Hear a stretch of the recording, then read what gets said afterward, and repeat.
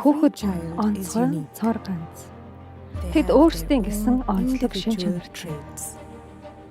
Өөрсдийн хамгийн шилдэг хувилбар болохын тулд зөв цагт төрөх, зөв бодлыг дагах хэрэгтэй. Зөв цагт төрсөн зөв бодлыг зүүн совин гэдэг. Зүүн совингийн ертөнцид хангай морил. Гурудев Шри Рави Шанкарын амьдрах урлагийн зүүн совингийн хөтөлбөр. Энэхүү хичээлээр хүүхдүүд өөрсдийн зүүн совингийн чадварт нэвтэрч оюун ухаан бие махбодороо 5 мэдрэхүүгээс чанагш 6 дахь мэдрэхүүг мэдрэхэд суралцдаг. Бид бүгд зүүн совин. Түүхийн туршид зүүн совин энэтхэгийн соёлын салшгүй хэсэг байсаар ирсэн. Ведас болон Упанишад ухамсар ба 6 дахь мэдрэхүйн талаар байдаг. Зүүн совин бол бидний эргэн тойронд оршихуйн эгэл хэсэг бүрд байх мэдлэг бөгөөд бидний оршихуй болсон ухамсарын орон зайнаас ирдэг.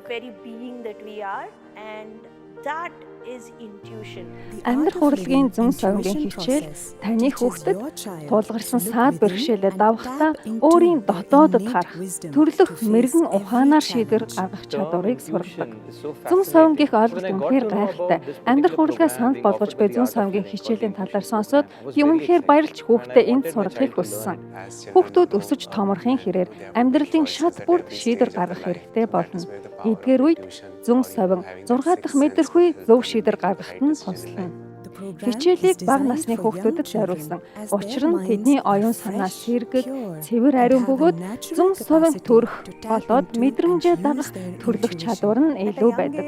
Нас бага байхын хэрээр зүүн совингийн хэмжээстэй байх нь хэлбэр. Учир нь толгойд нь элдэв шууган бага бөгөөд амьдралд хөтлөх дотоод дуу хоолойгоо илүү сайн сонсдог. Зүүн совин өргөлж зөвийг хийхэд суралцдаг. Хичээлд хамрагдсан хүүхдүүд зүүн совингийн чадвараа амьдралын талбар бүрт хэрэглэх чадвартай болдог. Хүүмэн хичээлдээ тэгтлээх чармаал гаргах шаардлагагүй болж аливааг хурдан ойлгох чадвар нэмэгдсэн. Хичээлдээ хурдан ойлгосноор суралган сайжирсан. Миний харж байгаа хамгийн чухал зүйл юу вэ гэхээр охин маань 4-5хан биш, харин олон мянган хүний өмнө өөртөө итгэлтэйгээр микрофон бариад тэдэнтэй харилцаж байгаа юм. Энэ хичээлд суусан хүүхдүүд гэртээ бусдын нөлөөгүйгээр өөрсдөө шийдвэр гаргаж байгааг би харж байна. Энэ хичээл хүүхдүүдийг сэтгэлдээ амраахад сургадаг. Ингэснээр тэд зүүн совиндаа гүн нэвтэрч өөр даалгаврыг нүдээ аниалж гүйцэтгэж чаддаг. Нүдээ боогод явхад унахгүй гэх итгэл илүү төрж харж явхаас илүү хялбар байдаг.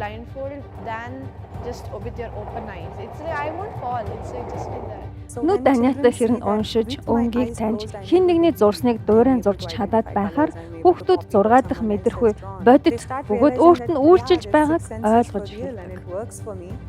Түүнийг таньж, ойлгож, итгэснээр мэдрэмжээ дагах итгэл төрдөг. Хүүхэд бүр зөв бурууг ялган хөтлөх, дотоод дуу хоолойгоо сонсох чадвартай тийм ертөнцийг төсөөлж байна уу? Энэ хичээл хүүхэд бүрийн оюун ухаан, сэтгэлийг шин түвшинд хүргэж, тэд ирээдүйд улам агуу зүйлсийг бүтээх болно. Дотор нь юу байгааг хэн ч мэдэхгүй. Дотооддоо хэр ихийг нээж илрүүлнэ, төдий чинээ амжилтанд хүрч агуу алдар нэрийг олж авна.